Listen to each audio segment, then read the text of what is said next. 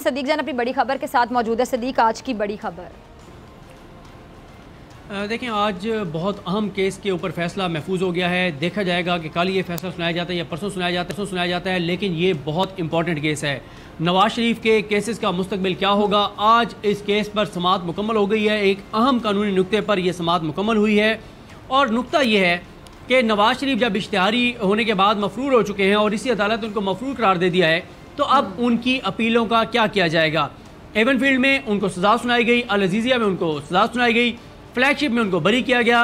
बरीयत के फैसले को नैब ने चैलेंज कर रखा है। अल अजीज़िया में सज़ा को बढ़ाने के लिए नैब ने अपील कर रखी है और इसी तरह से नवाज शरीफ ने 2 अपीलें दायर कर रखी हैं, एक एवनफील्ड में बरी होने के लिए और एक अल अजीज़िया में बरी होने के लिए। अब नैब का मौक़िफ़ क्या है? नैब का यह है कि आप इसको मेरिट पर सुनकर और डिसमिस करें। शरीफ खानदान का मौक़िफ़ इसलिए बरह रास्त नहीं आ सका क्योंकि नवाज शरीफ मफरूर हो चुके हैं और मफरूर जो है उसकी जानिब से पाकिस्तान की किसी अदालत में उसकी जानिब से कोई वकील पेश नहीं हो सकता, क्योंकि जब तक वो सरेंडर नहीं करेगा कोई वकील उसकी तरफ से पेश नहीं हो सकता। राइट ऑफ ऑडियंस उसका ख़त्म हो चुका है। लेकिन अदालत ने इस केस में जस्टिस आमिर फारूक साहब ने और जस्टिस मोहसिन अख्तर कैनी साहब ने आज़म नज़ीर तारड़ साहब को अदालती मुआमन मुकर्रर किया। 2 समातों पर आज़म नज़ीर तारड़ साहब ने तफसील से दलाइल दिए, लेकिन आज 2 बार अदालत ने उनको कहा कि आप दलाइल देते हुए ये बात जहन में रखें कि आप बतौर advocate supreme court of Pakistan इस अदालत के सामने अदालती मुआमिन हैं। आप यानी नवाज शरीफ की वकालत ना करें, आप हमें अदालत को मुआवनत फराहम करें और कानूनी नुक्तों पे हमें असिस्ट करें। तो उन्होंने कहा कि जी मैं अपनी जो सियासी वाबस्तगी है वो अदालत से बाहर छोड़ाता हूँ और मैं अदालत को असिस्ट करना चाहता हूँ। अब वो क्या कहते हैं, आज़म नज़ीर तारड़ साहब क्या कहते हैं? वो ये कहते हैं कि आप 3 ऑप्शन हैं, या तो आप इसको रिकॉर्ड का हिस्सा बना दें, या आप इसको जो है वो अदम पैरवी पे डिसमिस कर दें, या आप इसको इल्तवा में रखें, पेंडिंग रखें, नवाज शरीफ आएँ और इसको बहाल करवा लें। इन 3 चीज़ों से फ़ायदा क्या होगा नवाज शरीफ को कि जब वो पाकिस्तान वापस आएंगे तो वो इसी फोरम से उनको रजू करना पड़ेगा, इसी फोरम पे आके वो अदालत को मुतमईन करके और केस जो है वो अपना बहाल करवा सकते हैं।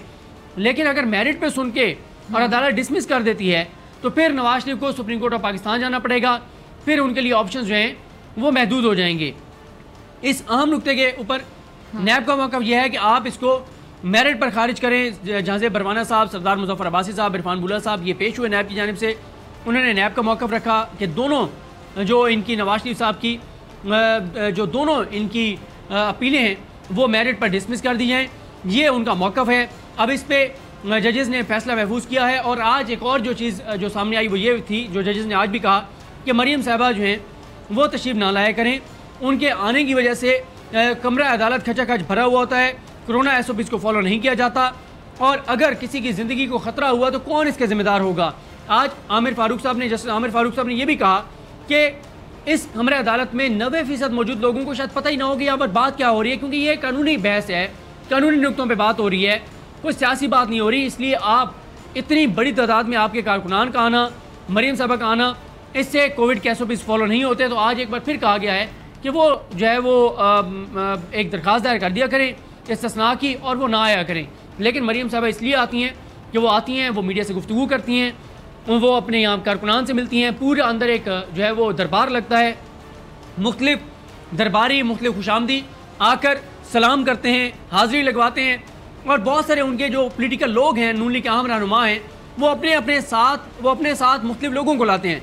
उनमें से कुछ उनके करीबी अजीज़ व अकारिब होते हैं, कुछ जिनको उन्होंने आइंदा टिकट दिलवाना होता है वो होते हैं, कुछ जो उनके इन्वेस्टर हैं वो होते हैं, कुछ कारोबारी लोग हैं जिनसे उनके मफादात हैं वो होते हैं।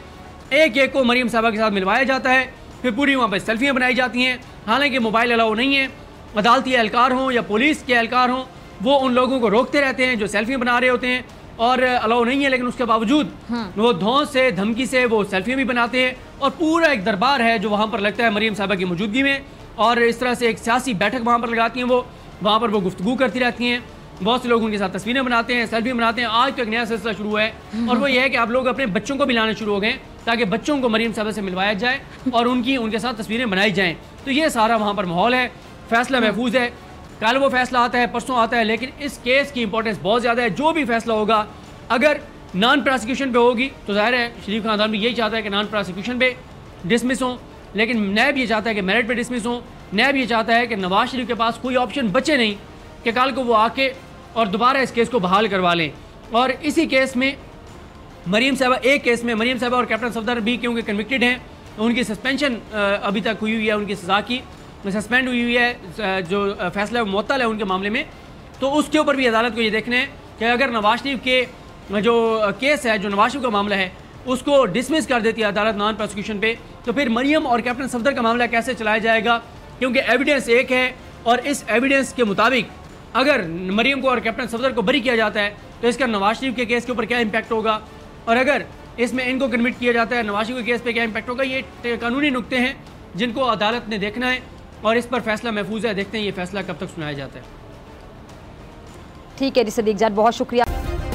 सब्सक्राइब करें और बेल दबाएं ताकि कोई खबर रह न जाए।